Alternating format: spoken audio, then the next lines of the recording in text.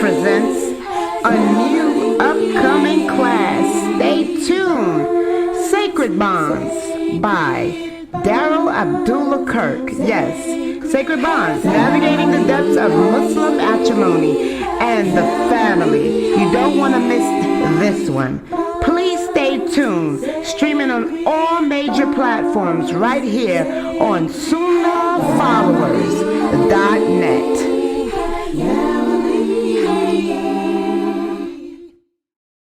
Salam Allah wa Rasulallah. Let's get started on our class for the night. Our last class for the night, which is the sacred bonds of marriage.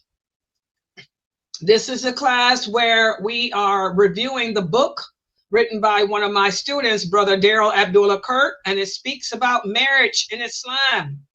We've talked about monogamous marriage. We've talked about polygamous marriage. And today we're going to speak about how, regardless as to what kind of marriage you have, okay, the importance of having hobbies in Islam. So let's put the PowerPoint up on the screen. Give me a second. Different computer. Let me look at myself here. Okay, hold on. Yes, this is chapter, for those of you who have the book, this is chapter 31 of the book. And for those of you who do not have the book, wait a minute, I done hit the wrong page. Go to Amazon.com and you can purchase the book at Amazon.com for only $13. Okay, kind of come around here. So tonight we're going to speak about, and I messed up here, let me put it back. We're going to be covering chapter 31, which speaks about hobbies in Islam, especially for the family. Is this something that Islam allows, first of all? And if Islam does allow it, well, of course, because it's allowed, you already know it's good and clean. But is it something that, as people advising other Muslims as to how to have a successful marriage, is this something that we should advise the Muslims to look into? That's what we're going to speak about tonight. So first of all,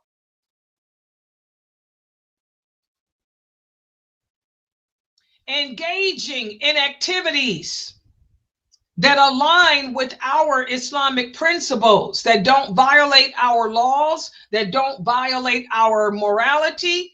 It not only cultivates and brings about joy in the house, but it also bonds the family members together, having fun. You know, there's a hadith where, as Ali, may Allah be pleased with him, he was asked about joking and laughing. He said, laughter is good because it keeps the heart moist with softness. And that is so true. How to soften a hard heart? One of the ways to soften a hardened heart is through laughter. Laughter makes us all feel good. If we laugh, it takes away the stress. If we laugh, it takes away the anxiety. So laughter brings about joy. Laughter, you know, can bond us together as a family. You get to see a different side of a person when they laugh. You get to see a different, that everything is not so serious. So hobbies, they can become a great avenue for bringing the families together, for causing us to relax with each other. You know, as a father, as the husband, as the leader of the household, you know, you want to show the people that you're not just all this, oh, wait till your father gets home, that your father is nice and funny too. Okay. So hobbies can serve as a means of helping us to grow on a personal level as well as a family level. and it can contribute to balance and harmony. And also, guys, to answer the question, the Prophet Muhammad sallallahu alaihi wasallam, he encouraged for us to do things that will bring us together as a family. We need to remember that the ties of kinship, the kinship is under the throne of Allah. And on the day of judgment, when we have to walk across that Sirat bridge, the Prophet Muhammad will be waiting on the other side, and on his right will be truthfulness, and on his left will be the family, the kinship, the ties of kinship. So a great way to strengthen our family is through, hobbies and games and things that can bring us about joy. Okay. And so what we're going to do tonight is take a look at some of the things that we can do within the family together. And also we're going to look at how our Prophet Muhammad sallallahu alaihi wasallam, what type of activities he did within his family. Because remember, he's the example for all of us. And before we get into that, let's speak about some of the benefits of having hobbies and activities. Number one, of course, it strengthens our bonds with each other. They provide an opportunity for us to communicate. You get to learn about each other through family night, through game night. You get to learn, what we like, what we dislike, what makes us laugh, what makes us cry. Also, it becomes a great way to develop memories, to build memories with each other. You will remember the time that you played games with your family members. And also, it can help to develop a sense of teamwork, especially if we do activities that entail working together as a group. And it helps us to understand each other. Okay, so that's one of the benefits of having hobbies. Also, it releases stress. You don't want the family to be, when you walk into the room, all the oxygen leaves out. When you come home from work, the kids no longer laugh. Your wife becomes solemn. You don't want to be that way. You don't want to be the person that brings stress to the family. You want to be the one that brings relief to the family. And this is why in today's fast-paced world, in this world today where Islam has become strange and distorted, so many terrible things are happening in the world, a great outlet for us is to have family night, where we can do things together, have hobbies together and games together, and promote a sense of inner peace within the family with each other. And also another benefit would be, again, we can never, ever, ever emphasize the communication skills. This is a great way to teach the children how to communicate effectively with each other and with others. This is a great way for you to communicate as a parent, to see what makes your children tick, to see what makes your husband tick, to see what makes your wife tick. And also you get to discover each other's skills and talents. You get to realize that maybe this child is gifted with memory of writing. This child is gifted with the ability to remember numbers. This child is gifted with strength. This child is gifted, with something else. So it's a great way to see and develop people's skills and talents. And also, as a parent, let's never forget what we're learning from Dr. McBride's class. As a parent, you get to see which of your children are more right-brained, that creative side. Which children are utilize their right brain more than their left, and which children utilize the left brain more than the right. That child there, he's attentive to detail. Whereas this child here sees the bigger picture. So as a parent, you get to see, the skills and talents and the deficiencies of the children and know which side of the brain to work, what exercises to strengthen that left side or that right side. Okay. And also by having family night where we do things together, you can teach the kids about life, the lessons of life, subhanallah. And finally, I want everybody to understand that Islam is not just a religion.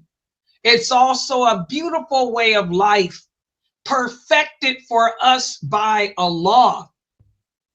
Most things in life are good and clean, which means most things in life are lawful. And just because you're a Muslim doesn't mean that you can't have fun. Just because you're a Muslim doesn't mean that we can't show affection to our children and to our parents. Our Prophet Muhammad sallallahu alaihi wasallam encouraged us as Muslims to engage in activities and games and things like that will strengthen us emotionally, physically, and in the family realms as well. And so here are a few hadiths, what I'm going to do now, because a lot of people think because you're a Muslim, you're supposed to be miserable. We can't have fun. We can't interact with our children. Well, here are a few hadiths that highlight, the wisdom behind interacting with hobbies and things like that within the family. And we're going to start off with this hadith. The Prophet sallallahu alaihi wasallam had a very playful nature, and he encouraged playful activities with the family members. He used to engage in races with his wife. He used to race Aisha. He also used to engage in archery with his family.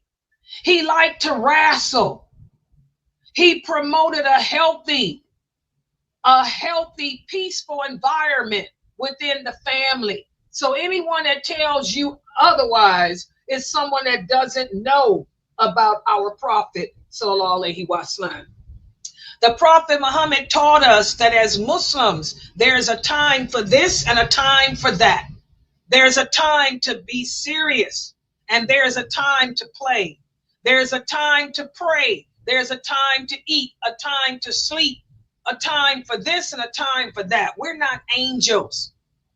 None of us can walk around with nothing but Allah on our mind 24/7.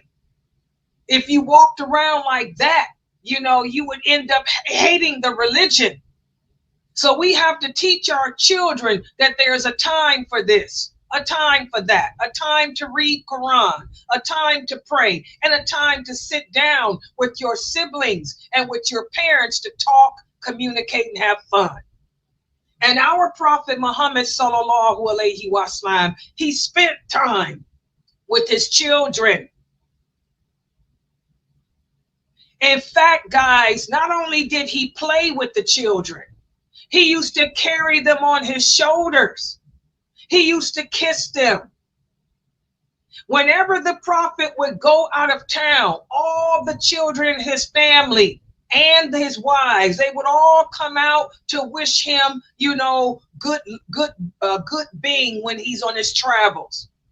And when he came home from his travels, all his wives and all the children would come to greet him, to welcome him home. So spending time with your family is not an innovation. Spending time with your family is not imitating the Kafir. The Kafir don't have the book on family. Allah created the rules of family. And one of the things that the Prophet encouraged was sports.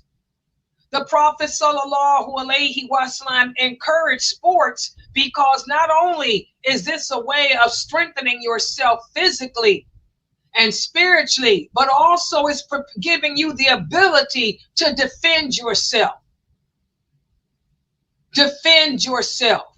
And many are the hadiths of him encouraging the companions to swim, to do archery, to race, to be able to run fast, to wrestle, and all like that. So again, having fun or enjoying yourself through sports and recreation is not haram in Islam. Just understand that everything has its time and place. A lot of people like to take one day out the week as family night. How many of you do that? How many of you have one day out the week? One of the things I like about my brother and one of my brothers and my sister-in-law. My sister-in-law is a doctor. She's a medical doctor. And my brother, he's a YouTube influencer. And I am really shocked at them. They're both busy. Doctors work hard, for those of you who don't know. She works every day of the week. Every day of the week. But she makes sure that they have family night. So every Saturday is family night. Every Saturday is the night that they all sit down as a family, her and my brother and the kids, and they either watch a movie together, or they cook together, because one of the kids likes to cook. They'll make cookies together, the whole family. And they'll always talk about life. They'll always speak about life, about the Quran, the Hadith, and how it relates to life. We should all have a family night. One night that we spend with the family. And our Prophet Muhammad sallallahu alaihi wasallam emphasized quality time with the children. He also spent quality time with each one of his wives. Whosever night it was, he would make that time with that wife quality. He had many different wives, but each wife was special. Each wife was loved. Each wife was unique in her own way. And each wife had something about her that none of the others had. And the Prophet played upon that. He would go, when it was that wife's night, he would go to her and give her. He would spend time with the children. Then after the kids go to bed, he would spend time with her, letting her know how special she was to him, letting her know how he needed her and what it was about her that was rare compared to all the others. So again, guys, we learn from his example the importance of making the best and the most of your time with your family. How did the Prophet Muhammad do it? Each wife had had their own night. He would come home from the mosque after Isha. He would spend one part of that evening with the whole family. With the whole family, meaning her and whatever children they had. This ain't no TLC channel. He didn't have all the wives. Nope, the wives didn't mix that way. We don't do that in Islam. If it's my night, he come home after Isha. And we sit down together as a family and we talk and laugh and spend time together. Then after we get the kids to bed, it's me and his time. That's how he was with every one of his wives. How many of you brothers are doing that? How many of you brothers are making the most of your time at home? Or do you just get off work, come home, fall asleep, and that's it? Kids don't see you. Wives don't see you. That's not how we roll as Muslims.